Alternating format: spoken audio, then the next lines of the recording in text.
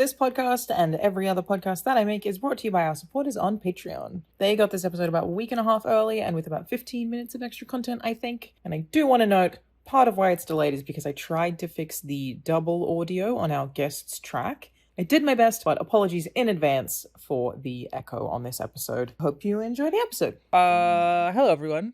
We don't usually intro this show. Mic. I know, it's not, my setup's not great. But we have a guest today. How did you call me? He's a handheld mic. Tonda is joining us. You're actually our first guest that none of us know personally, so no pressure. Okay, cool. But I feel like we will by the end, though. We'll be very We'll get good there. friends by the end of this. Yeah. That's the endeavor. Or alternatively, at each other's throats. It'll be our first arch nemesis, which could also be fun. I'll let you guys know if you offend me beyond repair. We will endeavor Nice. to. It'll be great. Okay. I feel like the odds of that are pretty high. Okay. I'm ready. Tonda, who are you? What are you doing here? What may people know you for? I think people only know me for Blueprints, which is all I'm worth knowing for. So I made a game called Blueprints that released 2 months ago. Yes, huge fan of the game. It is phenomenal. How do you describe it to people who've not played it? I mean, I have like this stock elevator pitch that like doesn't feel very authentic to me. I like to just say it's an architectural drafting game. I know that's really not accurate, but I feel like every other sort of game genre comes with its own baggage. Yeah. And I mean, I designed the game to be played with as little, for people to go in with as little expectations as possible. But obviously, everyone loves putting things in boxes, so it's a first-person strategy adventure mystery game. That's fair. Yeah. Is there a genre? Is there like a genre or a title or something that you would invoke but feels particularly, baggage laden? Like, is there one that you go, it is this, but I don't like saying that because everyone then thinks of fill in the blank. I think if you say a detective game, I think that has like the most baggage in the way detective games play up in a way they're sort of like oftentimes like noir coded and stuff. So I think that it's a game of discovery, and I think that I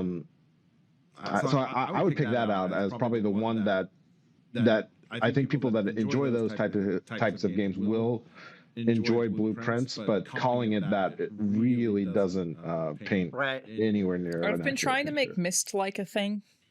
Yeah. Across How someone multiple described it to genres. me was if someone took Myst and shattered it into a million pieces and then had fun with how it presented you those pieces. That was how someone described it to me. That's very poetic. I remember that was one of the very first things Raw Fury said to me Myst-like? after I had sent it in. Yeah, they go, "This is kind of Myst-like," and I was like, "Oh, cool! Like if you guys are saying that, then like Yeah, that's a great place to be. It's a huge compliment. you're seeing past that." Yeah, I've seen people. I don't think Blueprints fits into this, but try to suggest the genre Metroidvania for games like Outer Wilds as well, which I think is actually pretty good. The etymology there is fascinating. I love it. It's like it goes back to. I mean, like I love anything that has like this etymological roots that just go back further and further and further. Yeah. And so I've kind of like looked at like how deep the well goes there, and it's so I like the term because of how much history it has. Yeah, it's true. It's fun. It makes sense that you as a person like etymological roots of things and how deep things go. But I know it's not like the most popular term. It's fun, it's fine. Like Myst like feels boring even if it's correct. That's honestly, gamers prefer arguing about definitions of genre to actually playing games, I think, to some degree. I think that's, you've created an opportunity for people to have an interesting argument, which is honestly the greatest thing any game director can ever do. We've had multiple episodes of this show where we've argued about the meaning of a word, so yeah, it's fine. Or indeed if words have meaning. Like we've got even more meta on it. We're still figuring that out. Yeah. So I know that this game, Blueprint specifically, took you about 8 years to make. I I'm sure you've been asked this a million times, but I can't even conceptualize the process. Like, what did it start out as initially, and how did it evolve over the course of 8 years? Because that's a long time to be working on something. That is a long time. And to be fair, I never realized it was going to take that long. You know, so I think I would never have signed up had I known it would have taken that long. So when it started, it was just me checking out Unity. So we used Unity to build the game, and when it first began, I just wanted to check out the technology and see sort of like how difficult it was to make a game, because I think that I had always felt like the barrier to entry was really high, because everything I knew was about like sort of people making their own engines, you know, and especially studios and stuff, you know, around 2010 and stuff. I feel like the idea of having accessible software that would enable you to bypass a lot of these things, or having to learn like core stuff like assembly or something. So the barrier to entry always felt technically very high. But around that time, around like, you know, 2014, 2015 was when I was first encountering, you know, like the new wave indies, where like these are things made by just a very few amount of people and still maintain like some level of artistic fidelity in the graphics. Because I think there was always indie games, you know, that were more like, you know, more like basic graphics and things, you know, a lot more like QBasic driven things. And I had even like sort of dabbled in creating like sort of like text-based games, like late in the 90s.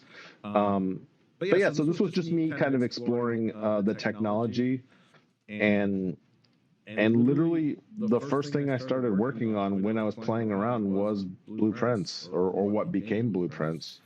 So I kind of like, I didn't even really like try out different things. I just started working on this, and that's kind of infuriating.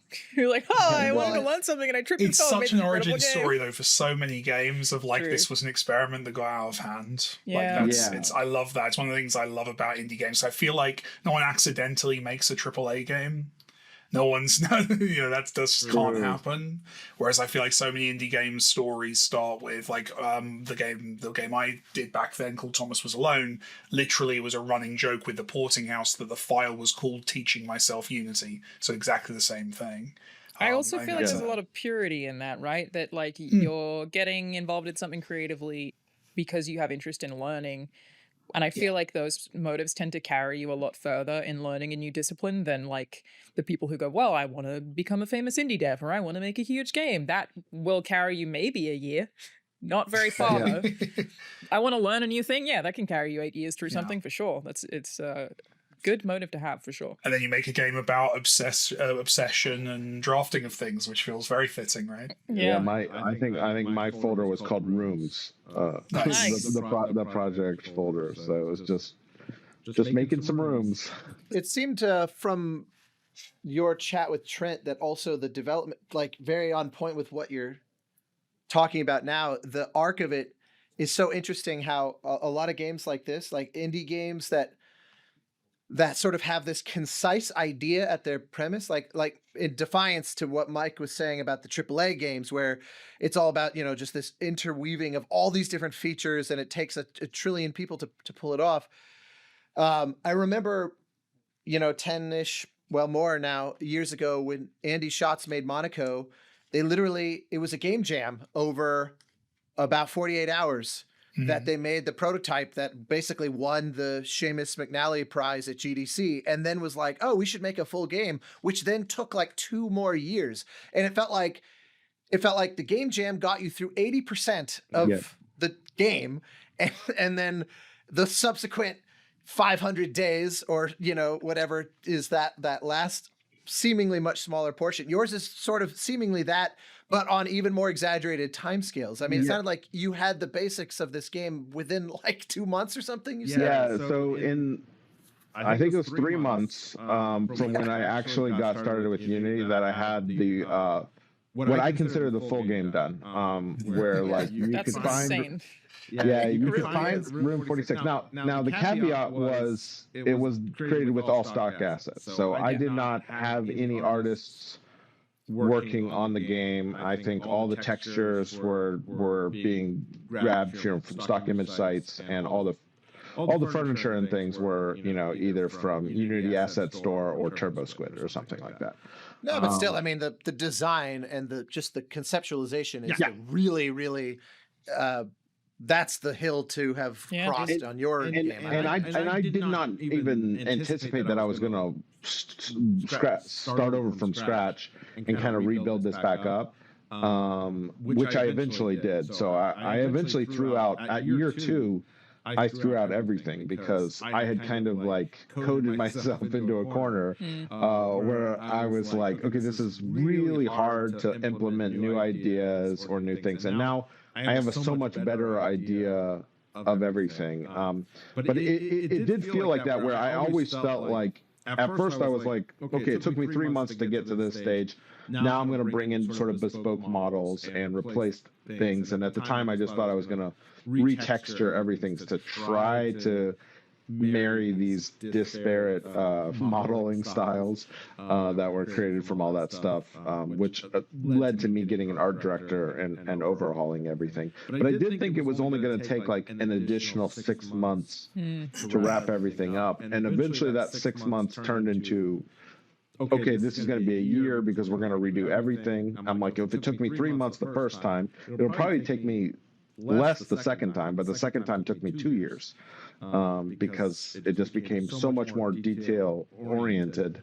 And then from that point onward, from then until release, it was always a 1 year estimate. And you can kind of go back and see like we have a website that said coming 2017. We have, graphics so funny. that coming 2018. Coming. It's a GeoCities website. I think when we first went live on Steam, we had a 2022. Yeah. So, what was it that was pushing that year by year? Two-parter. And how does puzzle design work in the kind of way that you did it? Like, did you have? I just can't even conceptualize it. How do you come up with the puzzle design and the amount of them that you're going to have, and then how do you decide which ones, like if you're ideating, which ones you're going to implement and which ones you aren't? Like, what is that process? Is it like iterative? Are you putting in like placeholder, there will be a puzzle here at some point and then doing it, or is it more integrated than that? I think that was the advantage of restarting.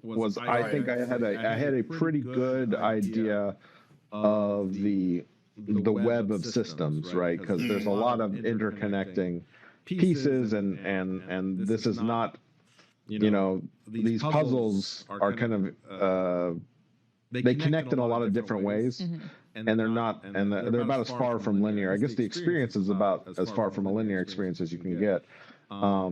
So this web of systems, which I had kind of realized from making the first prototype, that I wanted to push this concept like even further. And so I kind of used that. I used the restarting as a way to design all these things from the ground up. So it was iterative in the first implementation, where I was constantly adding stuff, which I'd have to go back into rooms and redesign this room now that I know it needs to interact with this room.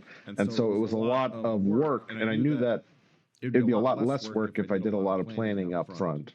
So I did a lot of planning up front, and the 2 year process in which all the modeling happened, I was simultaneously building out systems for that entire 2 years, I guess. So most of the rooms, when they were modeled, I knew like their full extent of their functionality. And so I would say the vast majority of stuff were implemented in that 2 year period of time. And then I probably still doubled the amount of content. And that was more added naturally once we started playtesting. I feel like I can't imagine making a game like this and not doing it in that kind of organic way that you're sort of referring to, because like you're right, it's non-linear puzzle solving, really, right? Things that you find the first day that you play might mean something 200 days later or whatever. I can't imagine just having a document that lays all that out at once. It makes sense that you would see how things evolve and see how certain rooms can evolve. Though I am extremely curious, what do your design docs look like for the puzzles specifically? Like, how are you tracking those? Are they just in your brain? Do you have a book? Like, how are you, outside of implementing it in the engine, tracking puzzles? So I had design documents that were as thorough as they possibly could be around that time. But this is I'm talking about 2017, 2018. Yeah. I think after that period of time, things kind of broke down in terms of documenting. This is probably one of the least well documented projects ever. Challenge accepted. To such a degree, the publisher, when QA was starting, they were begging me for anything, and I'm like, there isn't anything. Like, I can't, I don't have anything to provide you. I can only give you, one of my playtesters who has triple-digit hours to help to hopefully help guide you to find stuff, but there really isn't any documentation, and that's just because once that core system was done and I kept building on it from there, at that point it was just in my mind, because That's crazy. it felt almost like too overwhelming, or I felt like the amount of time it would take to document this stuff would be so time consuming because of the complications. And the mind's a pretty powerful memory map and a pretty robust one. So speak for yourself. I just started. I mean, You're very funny today, Mike. Well, part of the problem is, like, you can't really take breaks if you do it this way, because if you take a month off and come back, like. The reason I'm laughing is it is everyone in your position that I know, myself included, is basically Thomas like Was this. Alone must have been like that too, right? Thomas Was Alone was just post-it notes, because Thomas Was Alone is very linear and the puzzles are very specific. So, like, yeah, I got away with a much less messy version. But what you're describing reminds me more of, like, working on, like, more complex stuff, which, like, we are right now, where every producer I've ever had has tried to get me to document it, and I've been like, well, I change my mind about how things should work every now and again, and I don't expect, it does become ultimately, I feel like a lot of indie games have, like, it's like Minority Report with the three robots in the three people who see the future, and I don't know why I'm using this metaphor, but you basically become you become this one person who's, like, holds all the information in your head, right? And like you say, you can't take a break, you can't be sick, you can't. We had this problem on Stray Gods. I worked on a game that's like an interactive musical that's basically the BioWare dialogue tree system as musical numbers. And David Gator from Dragon Age was our writer. And there were so many times where we'd be working on it.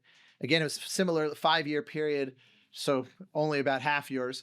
But there were so many times where I would say, no, wait a minute. In this, because it was all about this, like, cascading effect where choices, it wasn't just choice, but everything tried to bear in mind prior choices as well. So it was like this massive sort of fractal map where everything just spawns off its own sort of daughter decisions, And there were so many times where I would say, is it possible in this scene for these people to even be in this scene? Because I realized that there was a juncture earlier which would have defined, and I would call up David and he would go, no, actually it's because of this, that, and he would walk me through it. And I would say, is any of this written down anywhere? Like, what happens if you get in a car accident while we're working on this game?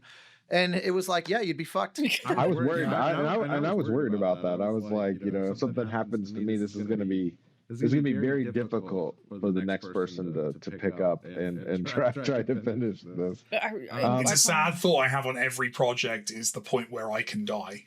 Like, I genuinely have that moment on every project point. where I'm like, okay, if I get hit by that bus tomorrow, the game still ships. It's usually like a couple of months before release, and it's always there's a calmness to it. It's comforting. This is definitely irresponsible irresponsibility that can really only happen at the indie level. Totally. Yeah. But again, I We're don't pioneers. We're pioneers. Yeah, I just don't even know how you would track the puzzles in blueprints is my thing. It's like I can't even so to I guess help me paint the picture. When you were first prototyping puzzles, what did it look like? Were you physically just doing it in Engine, or did you have a document where you were trying to piece things together? Yes, I have a giant spiderweb document that covers the base layer first 2 years. Okay. Which is most everything you would encounter, in 10 hours of play, we'll say. Gotcha. Yeah. So, Okay. So and what does that look like? Is it just like sentences? Like how do you? No, it's a Photoshop. It's a Photoshop document that's like really big. Like text labels. Yeah, I mean, images. It was at a time before there was any sort of like Miro, sort of like endless canvas. So it was just like an 8,000 by 8,000 pixel things with things written incredibly small so that I can zoom in on the image document. But it's literally just like a JPEG. Like it's just a really big JPEG. Probably takes longer to load that file on the machine you started on than the game itself. Yeah. I mean, you've got to get this printed and framed. Yeah, you should. It's like a highway billboard. Yeah. Yeah. So and there were a lot of earnest attempts to convert this and to continue this through other things. Like I remember, we started using Trello for a lot of things. And I have like so many Trello boards started, but they just are abandoned because it's just so much like logistical documenting. Yeah. And I just rather just implement and just let the game be the record of it. Like, like you don't have the game itself is the design document in a lot of ways. I made my team yesterday start Trello, and I had to submit it. Like I really apologized to them because as soon as I joined the project, I was like, we need a Miro. And then yesterday I was like, I'm so sorry, you guys, we need a Trello. And I was like, I've just come in and they were like, as long as it's not Jira. And I was like, I promise. Like give them all these game dev systems. I love PTSD towards Jira across the industry. Yeah, I mean, I do love Trello. We use it for everything, just not the actual design. The design is absolutely nowhere. So how do you do QA then? Like, because genuinely, like, for those who are listening who've not worked through this process, the biggest thing with QA is having a test plan. So someone who's QAing the game knows how to play the game through so they can hit every potential scenario and theoretically any bugs associated. Obviously, with this game, you can't do that so much. So is it just literally QA people just playing the game on a loop, or is there any more structure than that? I can talk a little bit about the playtesting process, which isn't strictly QA, but we started playtesting in 2020. So almost full years before release, and part of that was I didn't realize we were four full years from release. I thought we were 1 year from release. But we continued playtesting the entire time. Get Jira. No, sorry. and it was pretty invaluable. But all of these was just pure actual play experiences. Like they all went in without any information. I had all of them record their sessions and I watched all their playthroughs. So they weren't. I wasn't asking them any questions or any surveys. It was just pure experiential data that I was acquiring.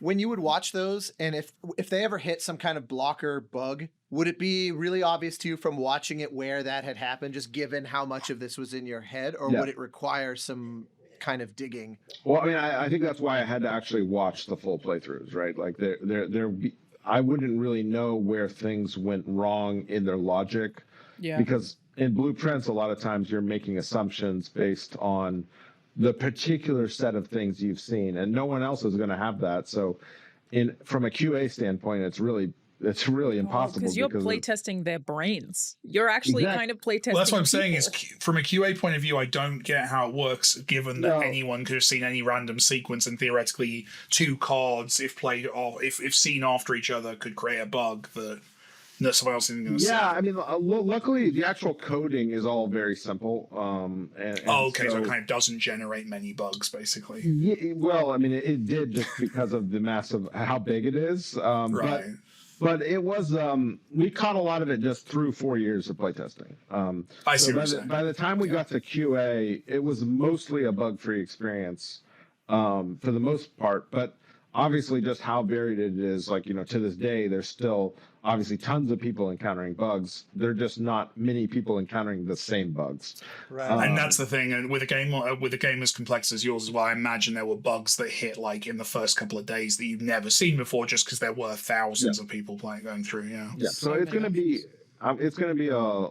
be a long process to track them all down and sort of triaging them in some sort of severity issue based on the number of players encountering it. But you know, I think playtesting it for 4 years did help find a lot of the common ones. Yeah. I have there been discoveries or like actions taken by players now that it's in a much wider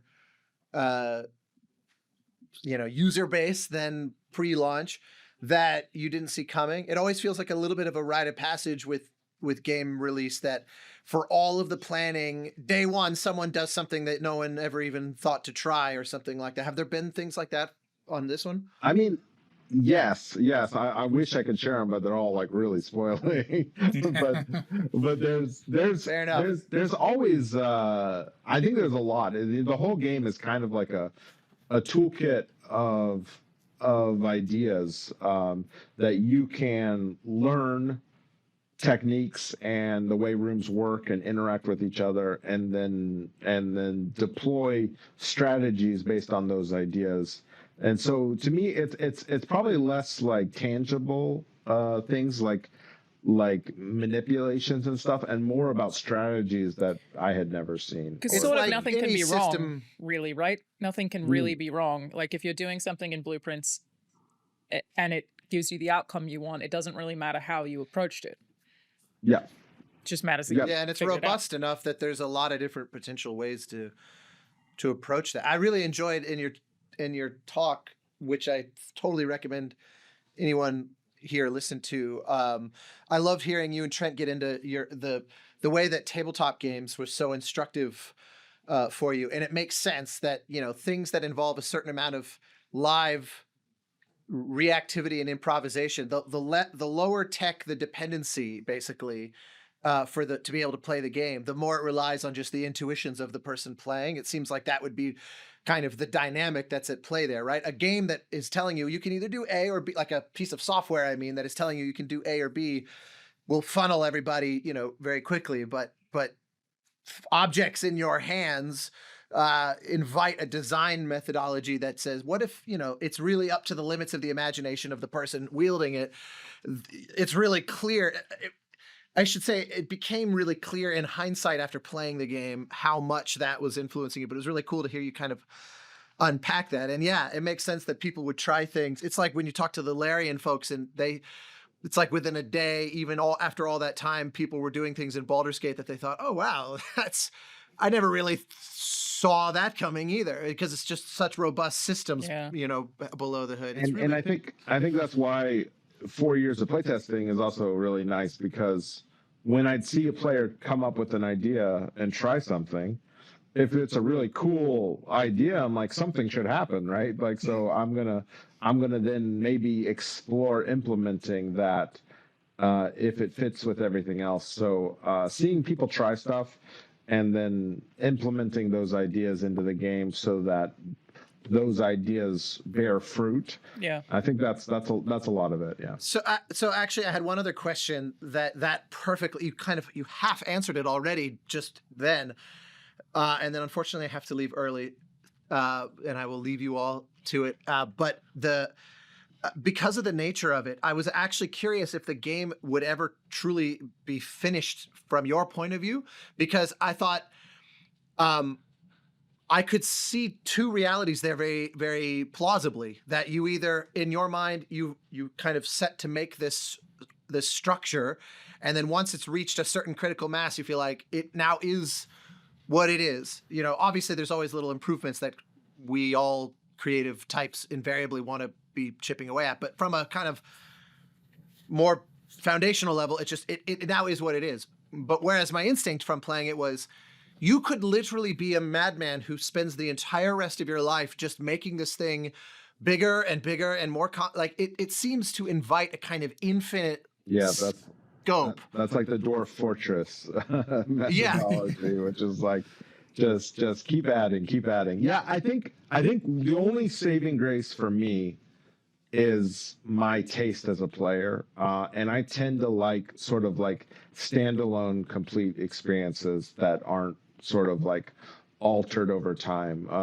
It's just my personal taste, and probably growing up, you know, in the 90s and having these physical discs that aren't getting tweaked or updated, and sort of even embracing the bugs without needing to polish off.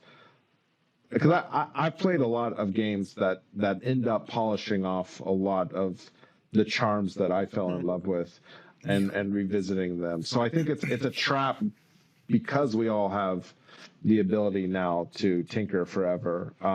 It's definitely a learning trap, and certain personalities, including myself, would kind of lean into that. But my taste as a player kind of was like really wanting to get all that implemented during that huge playtesting period, so that when I released it, it could be sort of like a finite standalone thing that would be complete. Not to say there's not a lot of design space still ripe for exploration. But I have to ask this question.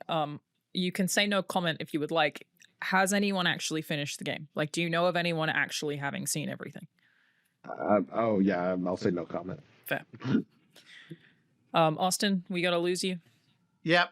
Thanks for the maddening final note to end on. I was actually dying to know the answer to that. The problem with answering it is like it ruins some of the mystique. So like even I'm like don't even know if I want the answer to that question. No, I appreciate that. I fully. It's like I obviously split into the sort of the guy that like reads websites about games wants to know. The person who works in the industry fully appreciates that answer.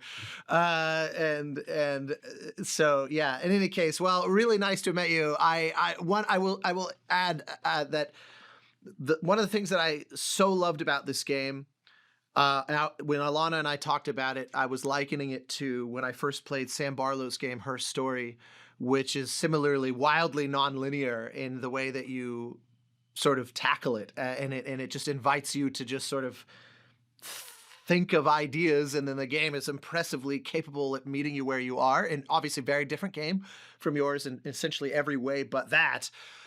But the thing that I loved in both cases was that Alana has put in like 4,000 hours. I put in, I want to say close to 10, where I was then like I felt. I could see, it was kind of like I had gotten to the top of a hill and I could see this massive horizon. And I felt just given finite hours to do work, and there's so many games, and I so deeply loved what I had done. And I also felt like, given that I can see how far this horizon stretched, I kind of feel satisfied with this, what I know is a sort of unjustly small bite size. You don't even know how far the horizon stretches. That's the cool. You have no idea.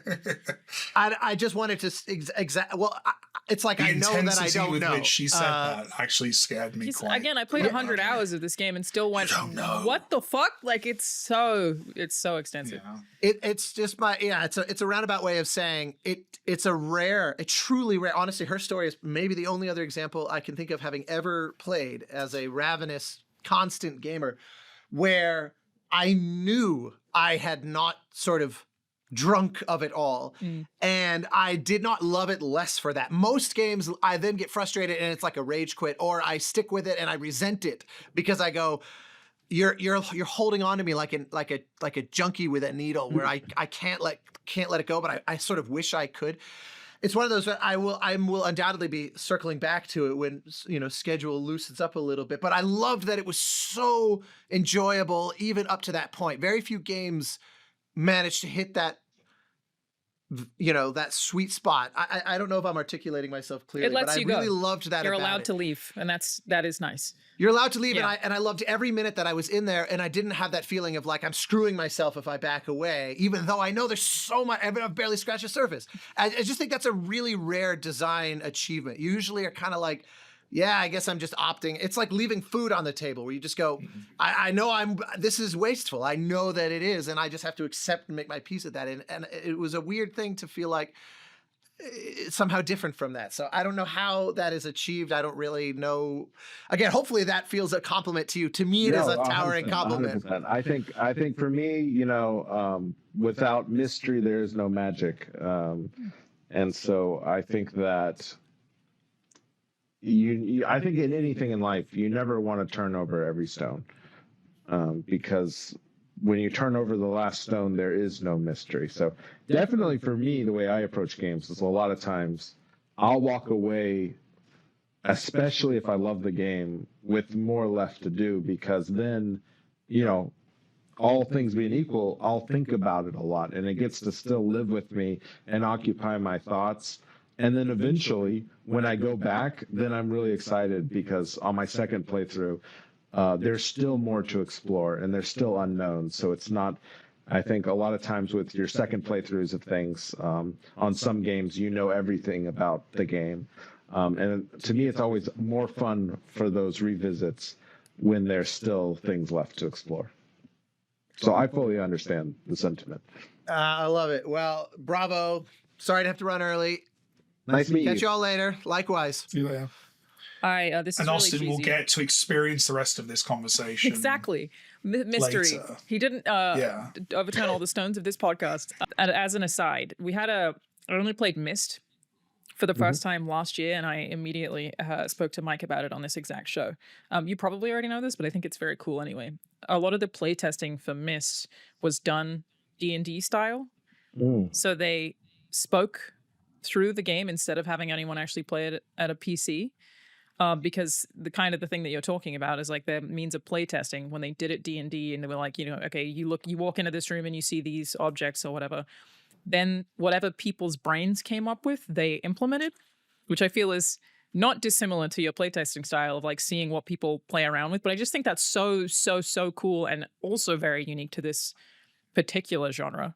That's such an amazing process. Isn't it? For sure, yeah. Because they weren't game devs either.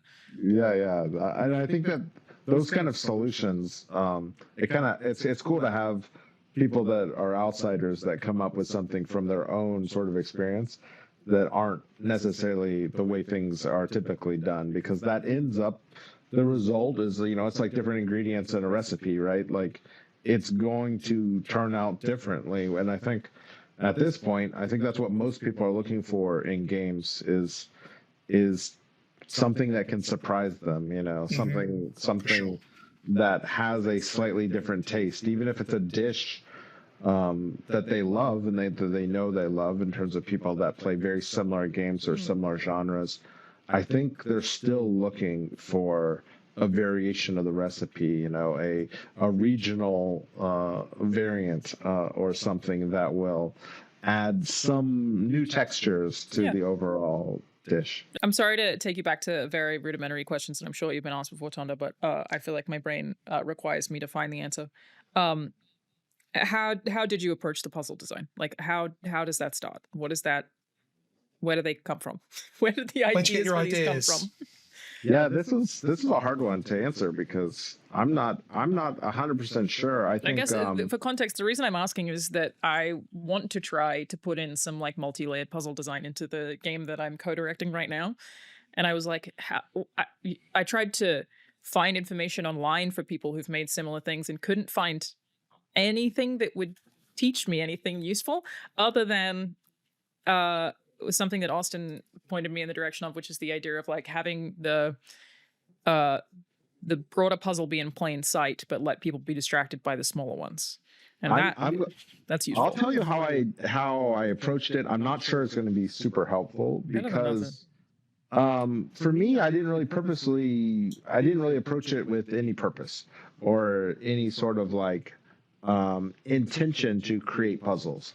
I just kind of like built the world up, and I would come up with ideas for each room. And I think for me, obviously having the structure of these rooms, because I would oftentimes be like, what do I want to put in this room? What could be cool? And then also what's practically possible, right? So if I'm doing a garage, for example, like what's in a garage? It's like, okay, a car, it can open up, or a garage door can open up. And then, so I think a lot of it comes from my love of Riven, which has all sort of like practically based, grounded puzzles that make logical sense in the world. So in terms of the garage, okay, you kind of start coming up with how does the house work mechanically and on a power system, and maybe it used to be gas powered, where everything was gas powered, kind of like in a Victorian house. But maybe the system got overhauled and got replaced with, an actual updated sort of like modern electricity. And what would that look like if you were kind of in the process of replacing one power system with another? And so a lot of puzzles kind of like write themselves when you have you base it in world building rather than necessarily exactly. puzzle building. Interesting. And so, I think it's the luxury of taking so much time was that a lot of these things got to be added naturally as sort of like rooms were created, and then the way they interact with each other was some that. Now, there's some things that aren't necessarily as elegantly implemented, and I think that there's a few puzzles that people will encounter early on, which are kind of like more traditionally standalone. And I think the game has a really big variety of puzzles, because I just kept adding stuff as I came up with ideas, and my taste is like broad enough that I don't really think there's one style, which also makes it harder for players to kind of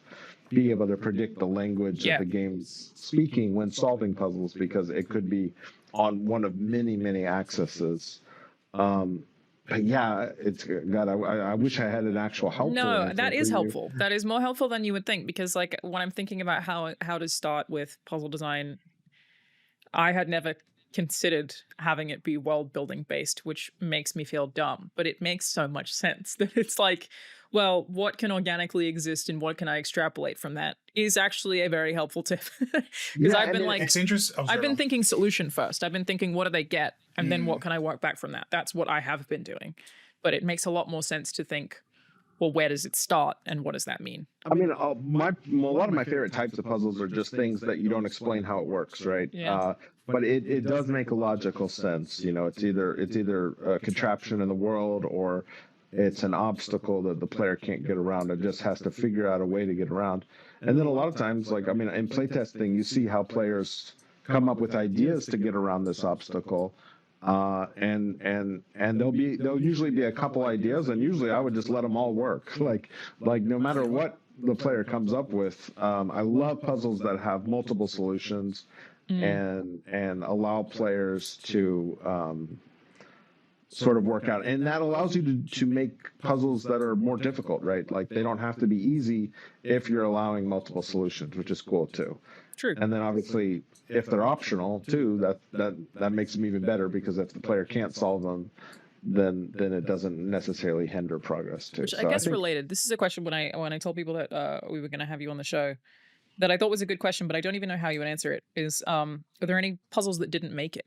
Were there puzzles that you cut because people couldn't figure them out, or would you just, again, because of the kind of game that it is, would you just kind of leave it and let somebody figure it out? Yeah. Because specifically in Blueprints, and I know this won't be the case for all my games, but specifically in Blueprints, we kind of lucked out in that there's no one room needed. There's no one room that's required, because there's alternate routes and alternate ways to solve the bigger objectives of the game. No one puzzle in the game has to be solved. Like, it's just everything can kind of be bypassed or skipped, which did allow us to have difficult things in the game that not many people would be able to solve, and it wouldn't necessarily be too hindering. to the overall thing. And then some people obviously who like that challenge could obviously tackle it and hopefully get something out of the doing. Yeah. And I think that's cool because that kind of lets the game exist in sort of like a sort of quantum state of difficulties, right? Which is well, like that's what's always been a problem for puzzle games, and I guess adventure games in particular, that you are the requirement to complete the story / feel like you finished the game is 100% perfection. Yeah. And it's interesting. There's a comic, a stand-up comic in the UK called Doro Breen, who does a whole routine about books versus video games. The idea that you can finish a book and not get half of what was in the book. Mm-hmm. And you can kind of you're still allowed to continue. You don't get a little test at the end of every chapter that says, did you notice that character said that? Did you do this? My current hyperfixation is mystery novels. I've been really getting into how those are structured and how they something that you said there of kind of conveying when to hold back information when a puzzle is just only having access to 50% of the information you need, and how when you study like how Agatha Christie like structures a book and how she puts the information in plain sight and misdirects you, confuses you, throws stuff off, that's something that I'm really hoping to use in the game at some point. Say again? What have you learned? Like if you're going down that path of, I love Agatha Christie, like what have you put together? What have I put together? I think it is the incredible skill with which she illuminates or hides information, how because she discusses you can't do it meanly. Like that's part of the problem, right? You can't be cruel about how you misdirect, because then you can't be dishonest. Yes. You can be absolutely cruel, and you can. And with hers as well. And this is one of the things that fascinates me about your game and her story. One of my favorite games as well. Austin just brought up, because of the non-linearity, you can't do the Agatha Christie thing of, oh, and by the way, that's the butcher's daughter, which you can reveal on the second to last page, and the whole puzzle falls into place. It does have some of that, Mike. There are some puzzles about people and their names and what they do. That is also in this game. Well, my point is, you can't control, I guess you can control in some ways, but it's much more difficult, the structure by which that information is conveyed, right? You have to assume that someone could come across a piece of information earlier than you intend them to. So you have to be... am I right in assuming that the way to do it is to structure that every door has 3 keys that must be opened, essentially? You have to kind of block major milestones in the game behind multiple of those paths so you can put some structure on things. Yeah, I mean, otherwise someone could just find the first thing accidentally.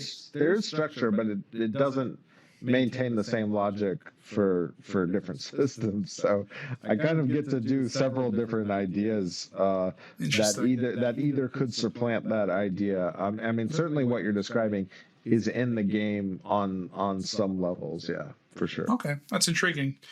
But yeah, that's my main one, Alana, in terms of my Agatha Christie deep dive, is just how she hides things is just fascinating to me. Because I mean, I love the Mistborn series, and it's a book series, Brandon Sanderson. And I think one of the cool things about Mistborn is that you could... So the first book is very heavy into the magic systems of how the magic in that universe works. And you could, in theory, extrapolate an extension of that magic system that has not been shown to you in the first book. You could put the pieces together that would exist. Just contextually. Yeah, or like based on the logic, you just could... But I can't imagine anyone has. But you could, if you really sat down and thought about it and mapped it out, and you were like, okay, well, this is how this magic system works. Maybe you could add these things. But I don't imagine anybody did it. But then I think it makes it exceptionally brilliant when you figure out, I guess it counts as like a twist in the way the magic system does work in that series, that the logic made sense to you from day one. You just didn't put the pieces together. So it's not like he teases it or anything. It's just he gives you a lot of information. You almost annoyingly, for some people, I imagine, you become very intimately aware of the systems required for the magic in this universe to work. But then you don't put it together that you could extend that into some other thing until it actually happens. And I'm like, that must have taken just so much effort to apply that logic to make it work well enough that everybody can understand it, but not so well that they can solved the series like ahead of I time. feel like that's a part of all of it, like in terms of mystery novels, in terms of games, like it's all education. It's all people really enter in good faith into all of our worlds, and they will basically rely on us to tell them things or that they need to know when they need to know them. And I think games especially are so limited in your actions, like you do not have the verbs, you're not on the holodeck, you can't do whatever. I think there's a certain suspension of disbelief in terms of interaction that people are comfortable with. And I think it's very cool when a game like yours adds those multiple chains and paths and all that stuff. I think trust is really important, and it's hard to earn it, and sometimes hard to keep it. And I think that's the one thing that Blueprints, obviously it's my first game. I feel like people can trust you if they're familiar with your work. But, I think Blueprints, especially the way it presents itself up front, is very simple, because I wanted to kind of have the game unfold as you continue. But it makes the trust very hard to earn, because they don't necessarily see, beyond the horizon, and they can't really see what you're doing. So I think a lot of times they don't trust you, and they don't trust that the game necessarily. They're not like the pieces of information. They don't necessarily think that the game is going to provide that, and in part because I don't think a lot of games are necessarily structured where you encounter a puzzle. But you find the information you need to solve that puzzle, many hours later. I don't think a lot of games are structured like that, and so I think that the trust is definitely definitely something that's very tricky. And I think a lot of the early puzzles and Blueprints are structured in a way that you'll be able to solve it without any hints. And then later you find the hints, and that kind of helps build the trust that had I not figured that out, I would have been saved. Yeah, that's interesting. Because I did have several that I had solved, and then I had gotten an explicit hint for several hours later. And you're right that gives you enough to keep going, because you're being shown in plain sight that you do have solutions as long as you keep looking, right? So was that intentional?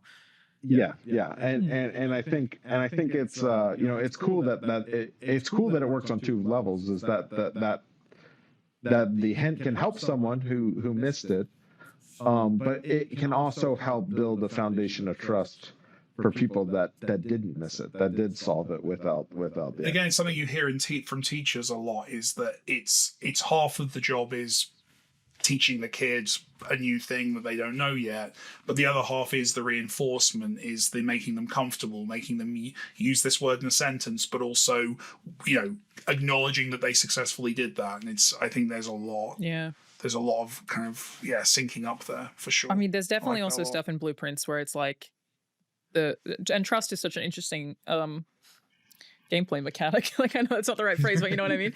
Where it's like, and I've never. It's a relationship you've got with the player at all times. But there are things that initially, puzzles may appear to be relatively simple, and then once that trust has been earned in that game, it gets to a point where you start going, "Oh, I should be looking at everything," and that becomes a trust of nothing that has been placed here has been placed unintentionally, which is not a thing that you think about when you first start playing. And I do feel like that is also a trust. Like, it is a very slowly building thing of like, oh, nothing here is trying to trick me. I think I've maybe found one that I would consider to be potentially a trick, but that's it. I can say I think that's part of my thing is because I'm trying to build everything practically, is a lot of times my intention on tricking or helping you is kind of irrelevant in the way I'm logically building these things, which is like, I'm building these things in a way that logically makes sense to me, and I'm playtesting to see if the player can overcome these obstacles. And it's not necessarily, I think a lot of people can see something and you're like, well, this is clearly a red herring. It's not clearly a red herring. It's just if you're able to get through it with other practical things there, then I'm okay with the design. Yeah. And if everything in the context of the obstacle you're trying to overcome, if everything that you encounter is helping you, then that's cool with me. And if everything you encounter is hindering you, but still everyone gets through it, then I'm also okay with that. And so I would say it's funny because like I do build trust in the overall canvas, but in terms of the minutia, not everything is necessarily placed with intention.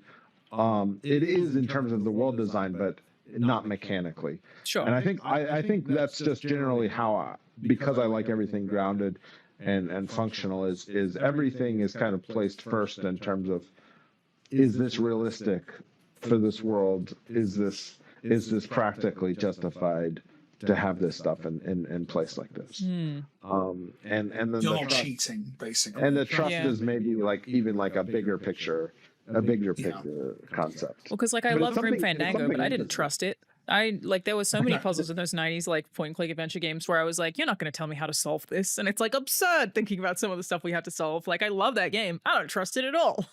Yeah, and I think the trust is because I don't necessarily think even as much effort as was put into building that, I don't think everyone does trust, and I'm not even think necessarily that they should, in some ways. But it is funny to see players make assumptions about the way the game works, and a lot of those assumptions are wrong. But then obviously, like, when people walk away from the game because of their assumptions, I was always, and I saw this even in playtesting, it's like at some point, I just have to be okay. I have to be okay with that because I'm not necessarily, I feel like when you're trying to compromise a lot of the game systems in order to maintain keeping everyone on board, then a lot of times the game just becomes, like a bad game. Yeah, where it's it ceases to be a puzzle, right? It ceases to be obfuscation. Yeah, it's tough to make that trade-off, but at a certain point you have to be like, not making a game for everybody. Game for everybody, for nobody. That's what everybody says. So before we let you go, the last question that I had, and I'm curious if you'll even have an answer to this, is it's your first game. Is there anything you would do differently? Like, what did you learn from making this? Obviously been very well received. I imagine it's sold very well. Like it's such a way to come out as an indie dev. Are there things that you learned in the process that you didn't expect, or things you would do differently, or things you just don't want to repeat? Okay. If I was going back to the first week, I would not make a 3D game.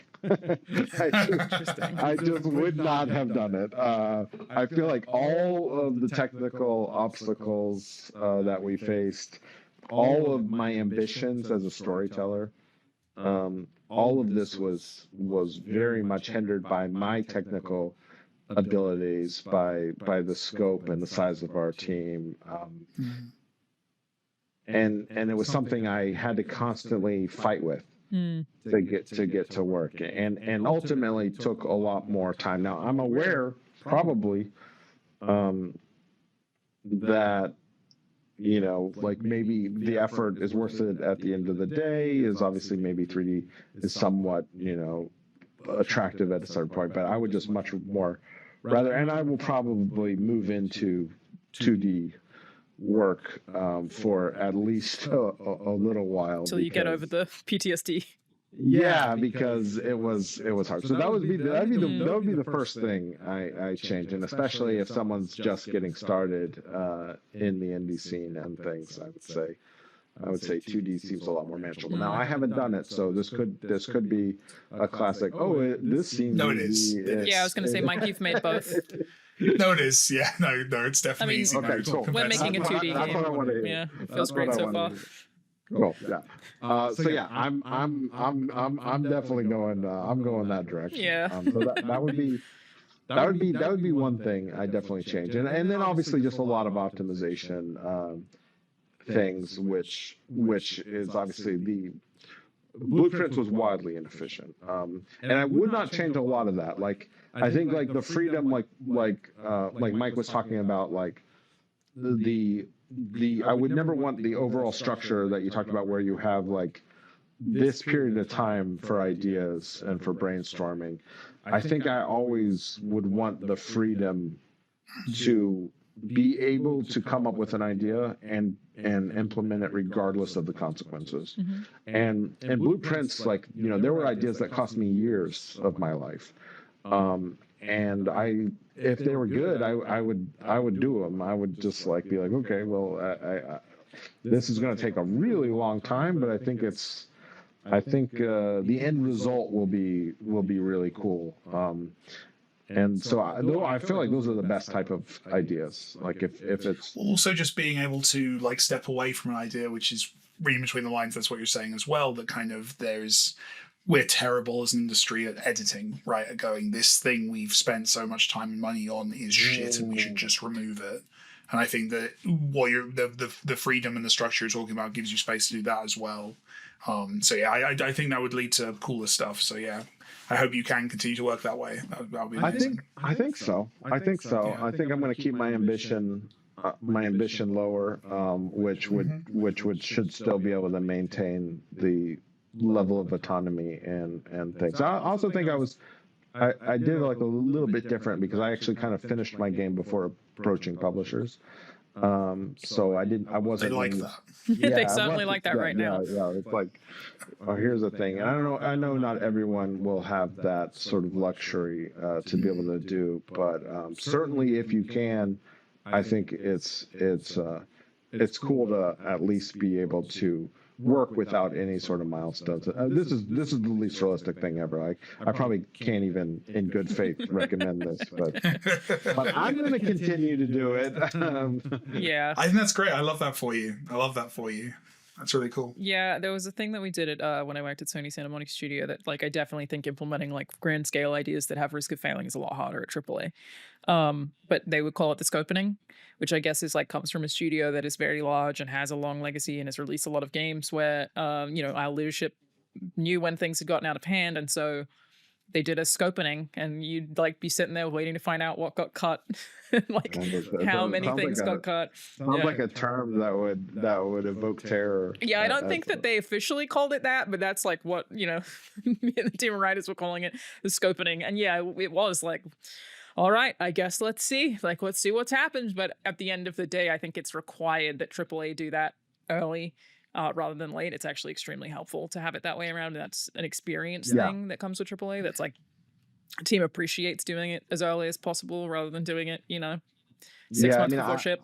And I can understand like coming from, film. I feel like that's I'm much more aware of all the ways that if you're on a big budget production, there are so many things that are done that you're not really sure why they're done or things until, slowly by making your own films, you're going to learn these lessons the hard way. Yeah. And then be like, okay, this is why these structures, and of course that medium, is so much older. It's 100 years of experience of things. And so I could definitely see over time, that these structures and these things get into place. And I think that it's healthy to have both. I think it's healthy to have experience that can optimize some of these things so that we're able to have some of these experiences that would normally have taken 100 years of production, right? Some of these AAA experiences would never, ever be possible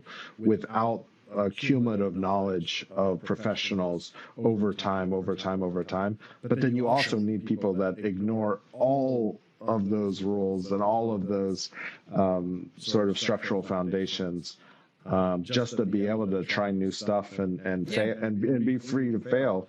And obviously, I guess there's enough indie devs that there's certainly room to fail, and then the ones that actually come up with the great ideas.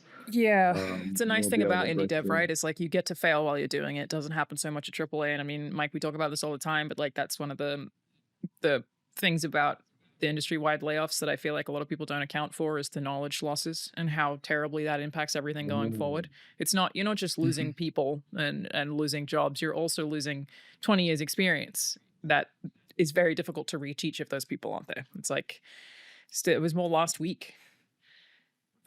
EA canceled a whole game a week ago. Like it's still happening, and it's brutal. And I think that that's an easy thing to forget, is the knowledge bases that are required to prevent mistakes being made on big budget games. Well, I hope that I hope the people that have the knowledge can regroup and start their own thing. And I think we're seeing that as well. Yeah, for sure. The studio that I now work at was started by somebody who got laid off from animation, and he was like, all right, do it myself. And so yes, that is an upside. And what a wonderful note for us to end on. Keep making cool stuff, everybody. Yes. Yeah, Tonda, thank you so much for joining us. Where can people find you, or is there anything you'd like to plug other than Blueprints? You cannot find me. I love that for you. Yes, you cannot find me anywhere. So don't try.